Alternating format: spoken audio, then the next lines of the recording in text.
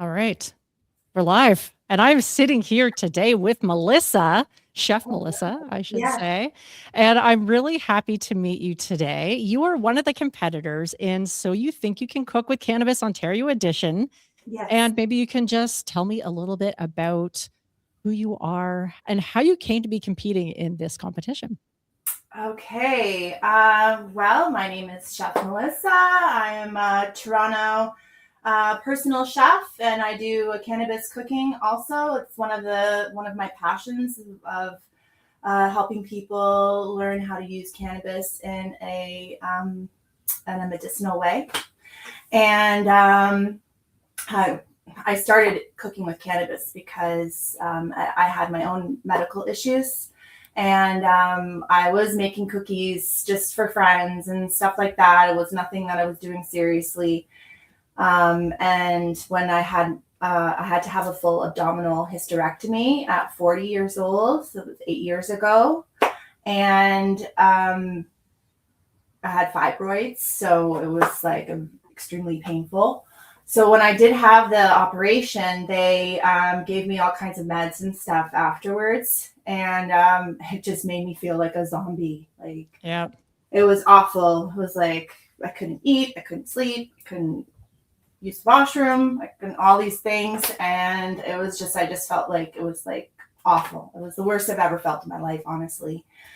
And so when I went to the doctor, I asked them if I could, what if I don't, is there any side effect, like anything bad going to happen to me if I don't take the meds and I try using something else, which was cannabis. And he said, no, you can try. And I did. And all of those symptoms went away. Oh, wow. I was able to sleep. I was able to eat, had a huge appetite. And using the washroom wasn't an issue. So Right. I felt human again. Yeah. So then it was 2018 when that happened, and my mother and I were very close, and she and I went to I think it was some type of, I forget what the name of the conference was, but it was one of the first conferences here in Toronto during legalization.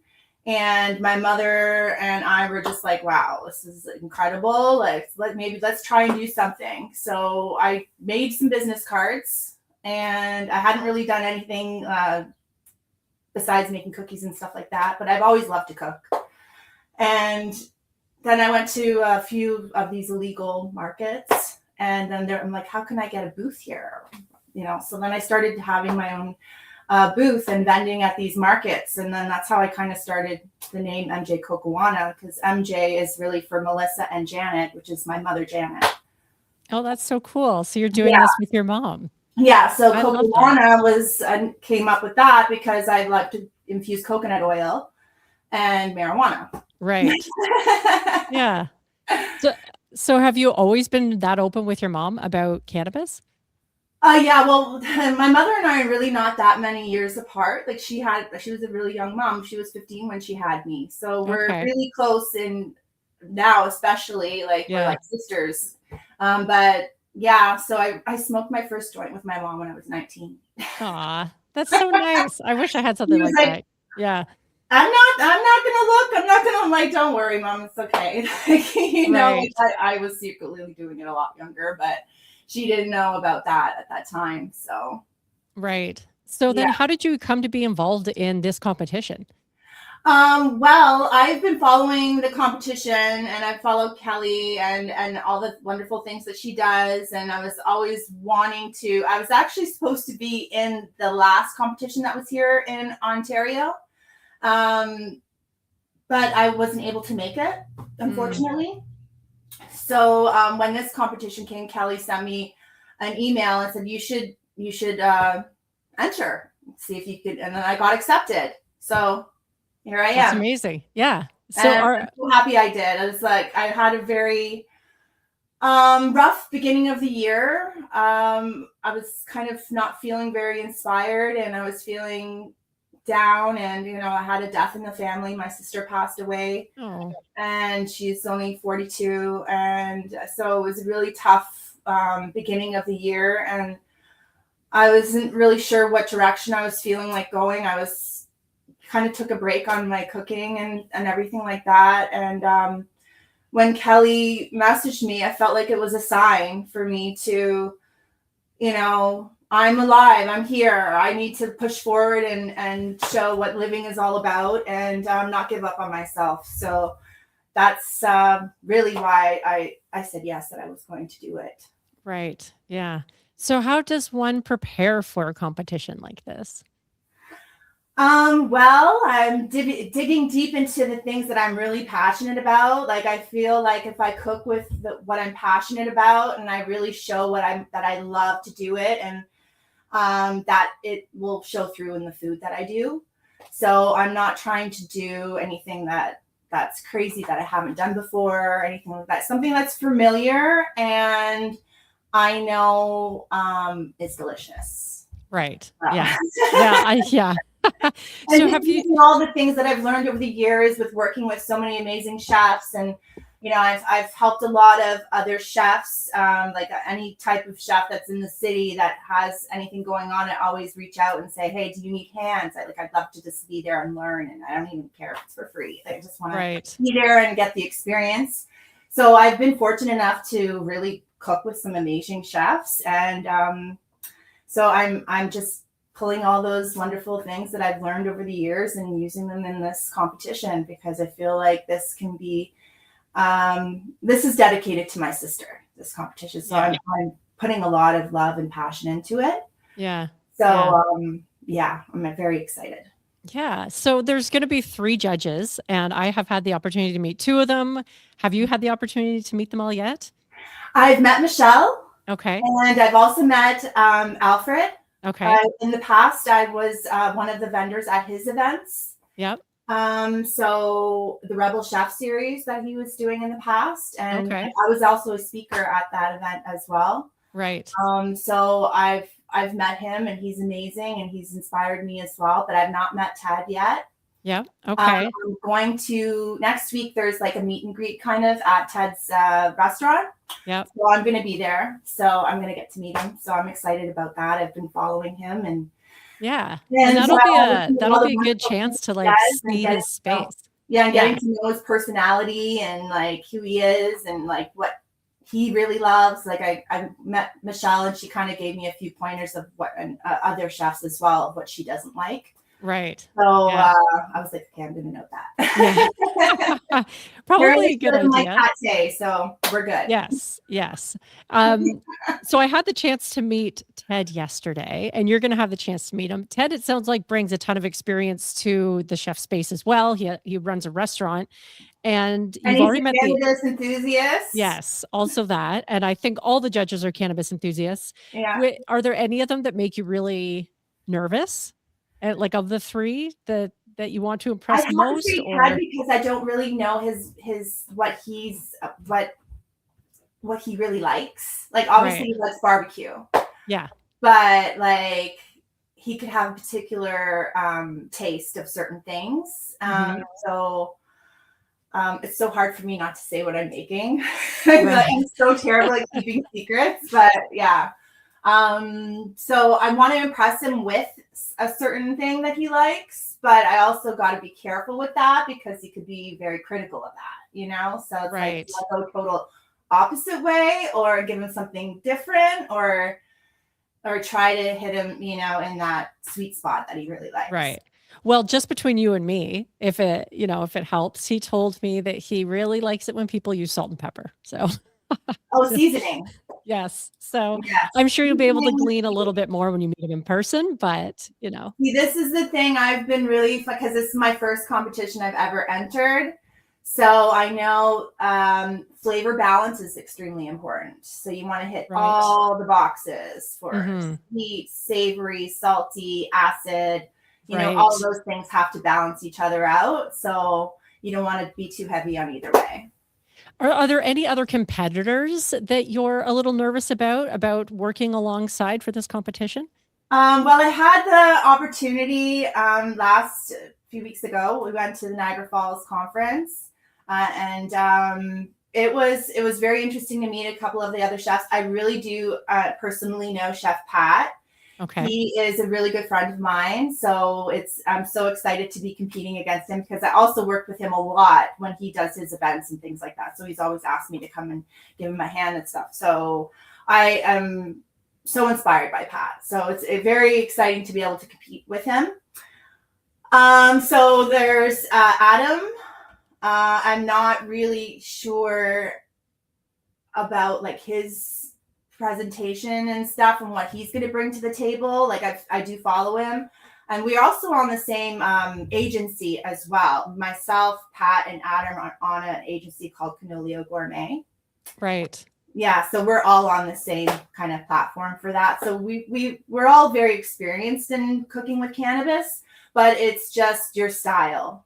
Right. So whose style and whose presentation, I'm sure all the taste is going to like the taste of everything is going to be amazing, but it's the presentation and the story you're going to put behind your dishes. Right. And will you have an opportunity to tell the story behind what it is that you're preparing? I hope so, because I'm presenting a menu, and it's like kind of have it all laid out because I want to take the judges on a journey, a tasty journey. Yeah.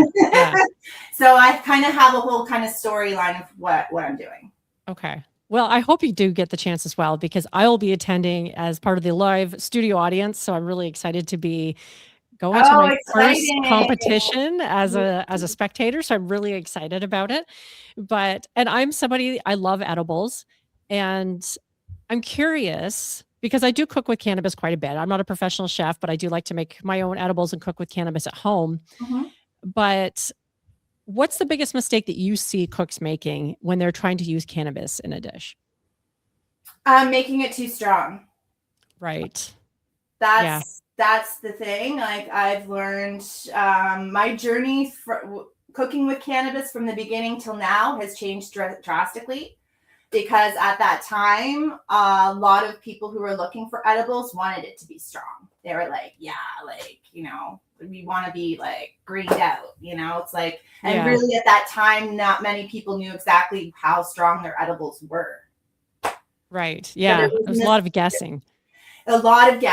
And so now it's more of low and slow is the best way to go. When I do private dining experiences, I don't infuse all the food at all. I infuse the sauces and dips so my clients can control what they want. And especially if there's like, if I'm cooking at their home and there's food left over, they are able to still give to their family. Yeah. You know, so like their sauces and dips are infused and everything else is not. So it's safer that way, and it's more economical that way to do it. Yeah, and I love that because I have attended a couple of different cannabis infused meals put on by professionals, if you will. And I really enjoyed the one that I went to where the host infused the butters and the sauces and dips. There was so much food, you could safely go up and have seconds if you wanted. Exactly, because then, dessert. You know, it's like there's so many. I've seen people who were at events and people are smoking and they haven't eaten dinner and they're so hungry. And they didn't know that everything was infused and they're just like, yeah. I've seen that happen before too. So it can be dangerous, right? Yeah. Like some people can have a real negative effect, and it can be scary, you know? Yeah. It's not everybody, you may be able to smoke a lot of weed, but edible is totally different the way your body metabolizes. Yeah, it doesn't translate the same way. Not at all. You can be a big hulky guy and be on the ground from eating an edible. Yeah. A low dose edible at that too. So exactly. Yeah. Now, I'm just curious, is there a dish that you're secretly hoping doesn't show up as part of this competition? You mean from another competitor? Yeah. Well, I hope they don't do a similar thing that I'm doing. Yeah. Yeah, I guess that would be probably a little disappointing. I don't think that they will, like, because I like to take things on a different angle. Like I love to do fusion. So it's going to be a little unexpected for people that don't know me. Okay. Yeah. So with the angle that I'm going. Yeah. So, even when I was with Chef Pat a few weeks ago in Niagara Falls, I I didn't tell him what I was doing. Right. Yeah, well, I can see why you wouldn't. I mean, you may be friends with him, but I at this know it's competition. just so because I'm such an open like person Yeah. and like chef what's his name? Goodness, Chef Boy is his name, his handle, the Chef Boy. I He's forget competing. offhand. I'll have to look it up. He's got the red beard. Right. Yes, I've I seen forget his name, pictures of him. but he's trying to be sneaky, and he tried to sneak, without me knowing that he Oh, was a competitor. He tried to I see. he's like, "Oh, you should compete, and how did what would you do?" And I'm like, "No, I no." see. So the competition's happening off the stage as well as on the Yeah, stage coming up. he tried Wow. to snooze me to get it out of me, and no, I didn't Right. get it up. Yeah. Well, that was smart that you clocked that and that Yeah, you were able to. because I'm so if any other chefs that reached out to me and asked me a question about infusion and stuff like that, I would be more than happy to share that, right? Yeah. Yeah. But yeah, and then I found out that he was competing too. So because Yeah. that was the first one announced. Right. So I didn't know who else was going to be announced, and it kind Right. of had a few days delay. Yeah. So yeah, I Yeah. was like, this guy's trying to fish a little too much, and Yeah.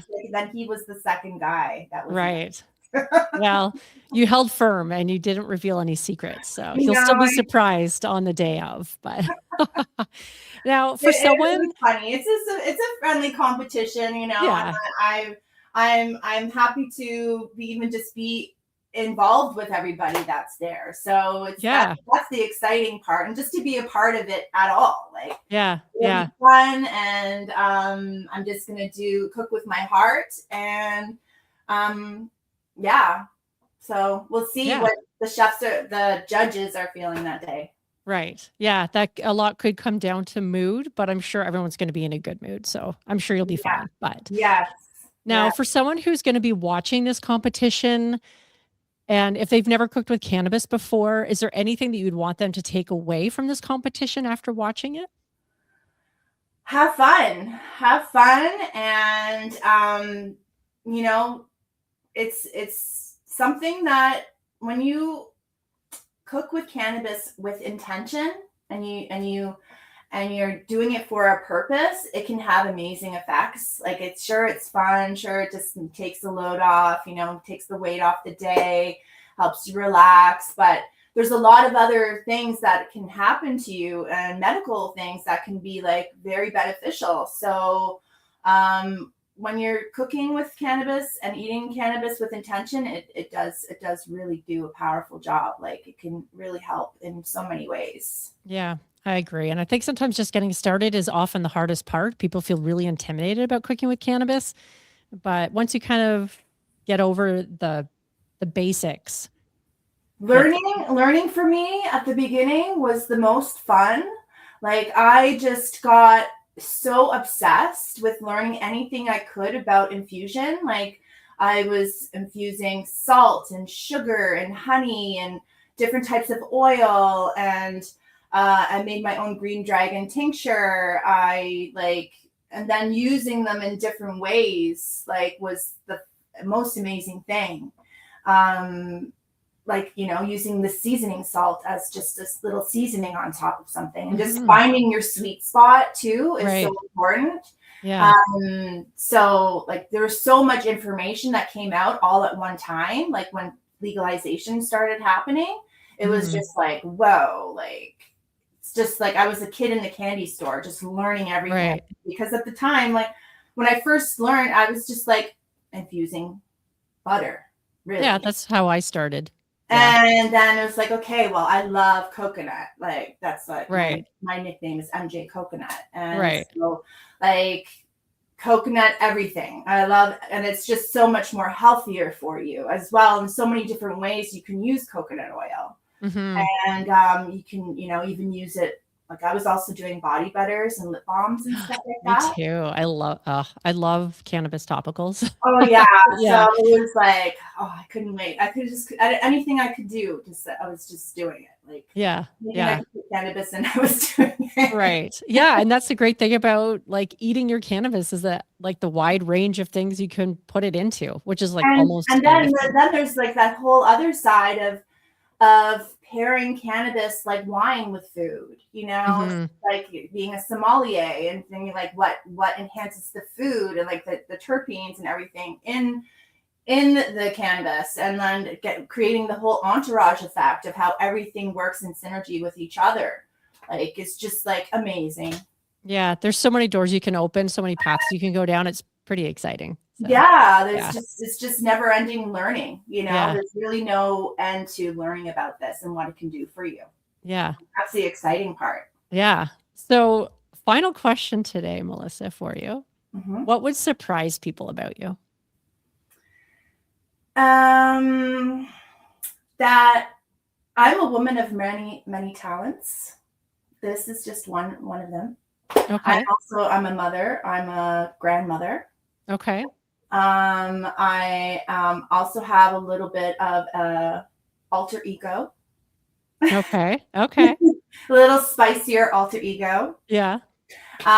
So yeah, I'm that would probably be the thing that would surprise people the most about me. Right. The alter ego in particular? Yeah. Yeah. Yeah.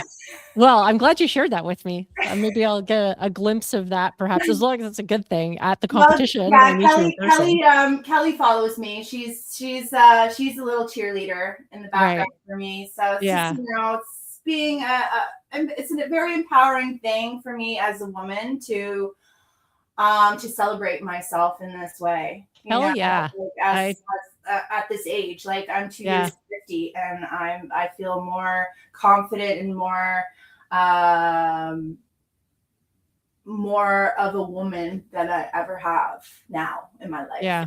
Yeah. I love that. And I think a lot of women start to feel a lot more confidence as they get older. Yeah, like you Yeah. just don't give a shit.